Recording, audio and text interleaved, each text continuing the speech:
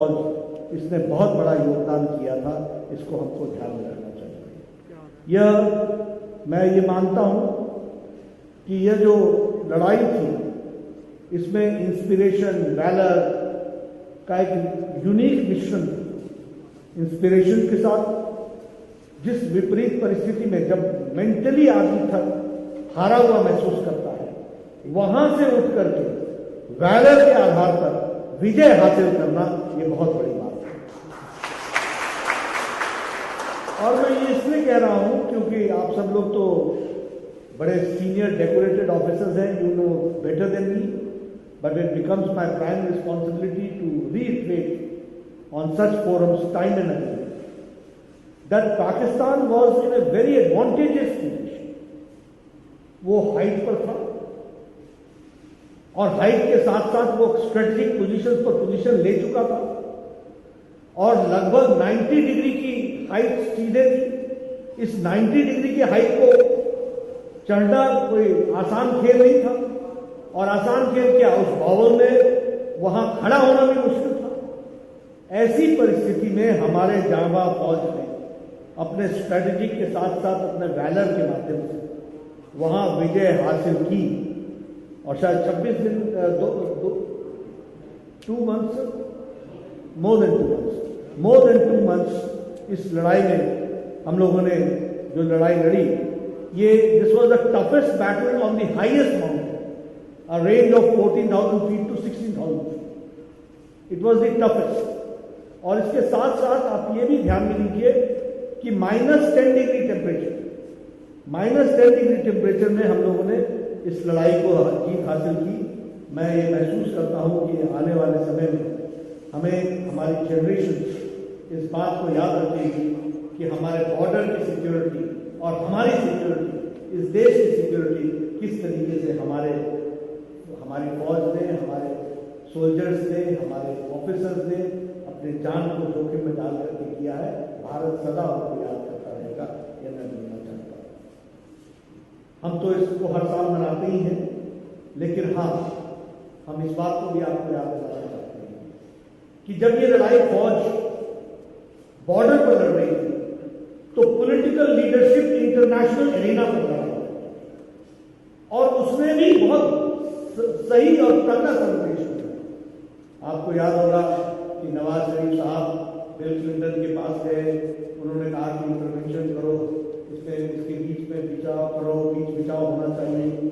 और ऐसा नहीं था, उस समय बहुत से संदेश भी आए थे, बहुत से सिग्नल्स भी आए थे, बहुत सी बातचीत भी हुई थी, लेकिन अटल जी ने कहा था कि मैं पहले तो अमेरिका जाने की बात को उन्होंने इनकार किया था, लेकिन साहब ने कहा था कि भारत कोई भी युद्ध में विराम नहीं करेगा जब तक कि पाकिस्तान को हम पछाड़ करके अपने बॉर्डर को सिक्योर नहीं करेंगे। और आज मैं खुशी के साथ और गौरव के साथ ये कह सकता हूं कि प्रधानमंत्री मोदी जी ने उसी विचार को लेकर के आज दिन तक जीरो टॉलरेंस ऑफ इंट्रूजन, इसको मानते हुए आदरणीय मोदी जी ने भी इसको पूरा किया है और फौज के मोराल को बनाए रखा है हर दृष्टि से, हर कार्यक्रम के माध्यम से। हम सब जानते हैं कि उनका लगाव फौज के प्रति और भारत की सुरक्षा के प्रति कितना है। उनकी हर दिवाली कहीं न कहीं बॉर्डर पर बनती है, हमारे फौज के अफसरों के साथ, हमारे फौज के सोल्जर्स के साथ, उनके साथ बनती है। एक बार नहीं, अनेकों बार, फिर चाहे वो अरुणाचल प्रदेश का बॉर्डर हो, फिर चाहे वो हिमाचल प्रदेश का बॉर्डर हो, फिर चाहे वो उत्तरांचल का बॉर्डर हो, फिर वो लेह लद्दाख का बॉर्डर हो, किसी न किसी बॉर्डर पर प्रधानमंत्री जी हमें हमेशा दीपावली के अवसर पर देखते हैं। यह संदेश है कि जो हमारे बॉर्डर पर रक्षा कर रहे होते हैं, दीपावली के उत्सव पर भी हमारे प्रहरी के रूप में खड़े होते हैं, उनके साथ भारत का प्रधानमंत्री खड़ा होता है। इस बात को हमको समझना चाहिए।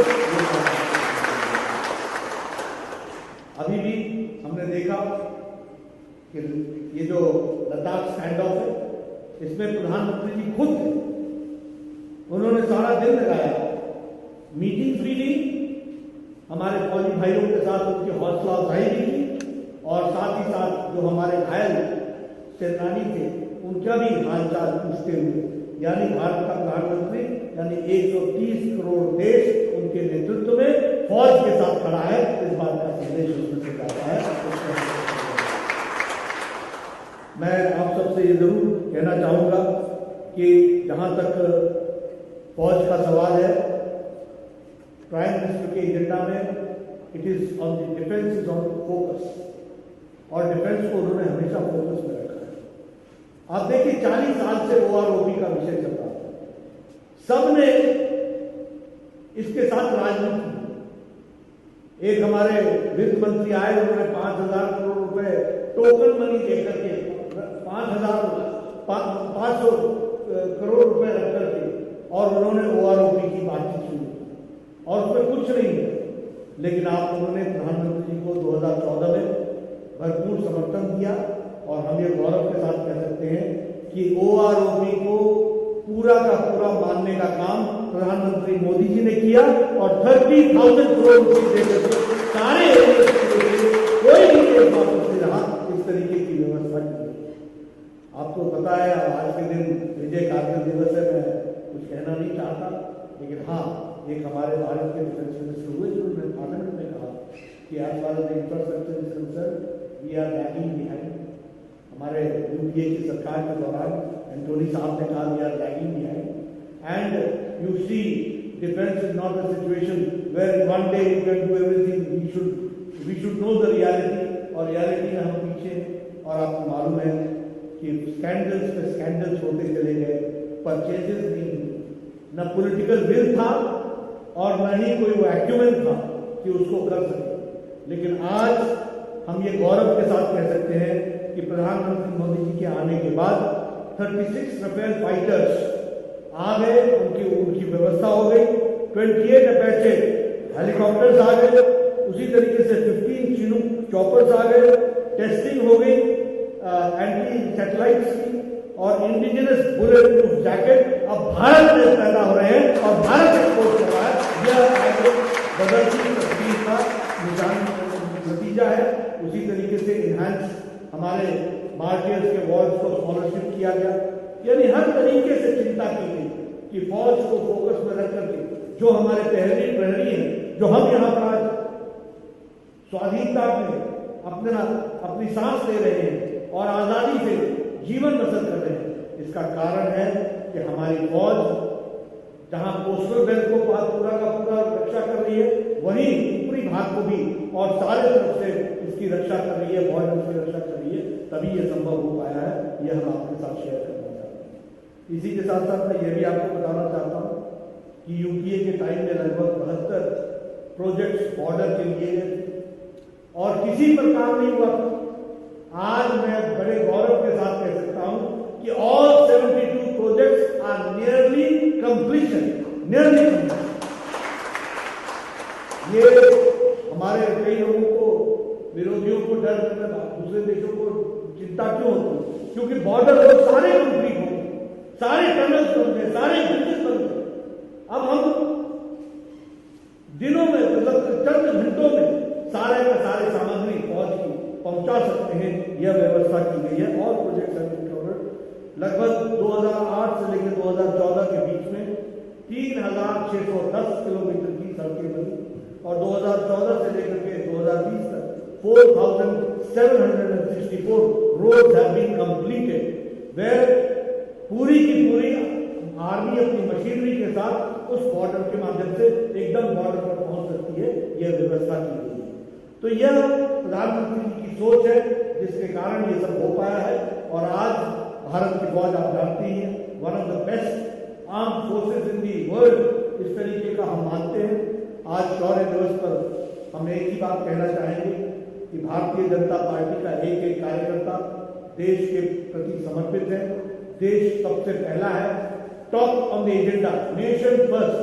और नेशन फर्स्ट को, अगर नेशन फर्स्ट रहना है तो नेशन बॉर्डर फर्स्ट, और उस बॉर्डर की रक्षा आप सब लोगों ने किया है और आप सब कर रहे हैं। आप सब बधाई के पात्र हैं।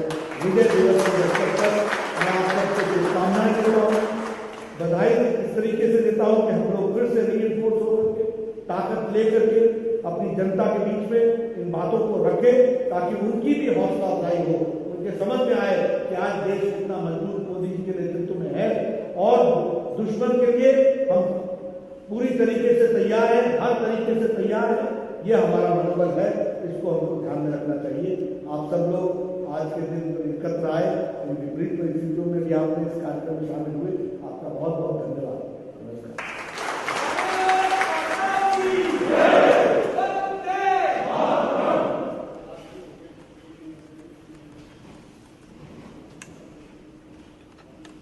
Thank you very much, sir, for your inspiring address and go a long way inspiring our veterans and of course the youth of the country as well.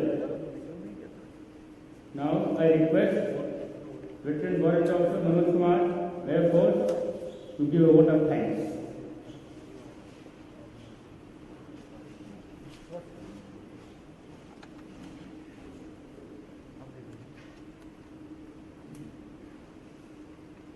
जय Hind. Honourable Shri JP Nadda ji, national president BJP, Shri Arun Singh ji, national general secretary and MP Rajya Sabha, Shri B R Santosh ji, national general secretary organisation, Shri Mahendra Pande ji, office secretary, lieutenant general B S Yadav, BRC, AVSF, retired, and our all distinguished guests, it is my privilege to have been asked to propose a vote of thanks on Kargil Vijay Divas celebration on behalf of all including veterans. I extend my deep gratitude and sincere thanks to all distinguished dignitaries, guests and colleagues for sparing their valuable time to pay the tribute to Kargil martyrs and remember their sacrifice for the country. I would like to thank all the BJP Central Office staff, media person, media cell, IT staff, security staff, housekeeping staff. Without them, this program would not be organized and made successful. I would also thank to all my veterans colleagues and especially Major General M. Srivastava, ESM Bar retired, the program organizer who conceptualized and guided all along. Last but not least, I can say attending the program in spite of logistic problem due to COVID pandemic in Delhi itself is very challenging. Yet you all have joined. Once again, I thank all of you. Now I would kindly request all of you to stand up for our national anthem.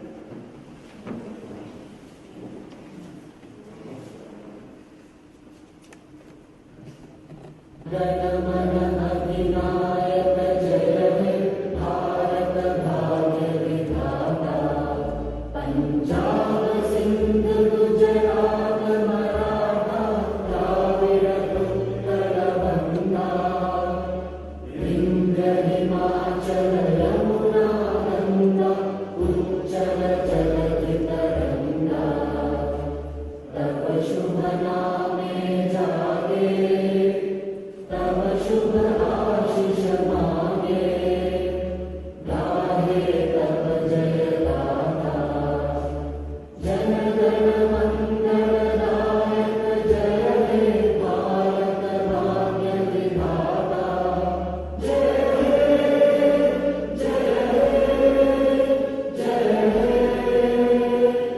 जय जय जय जय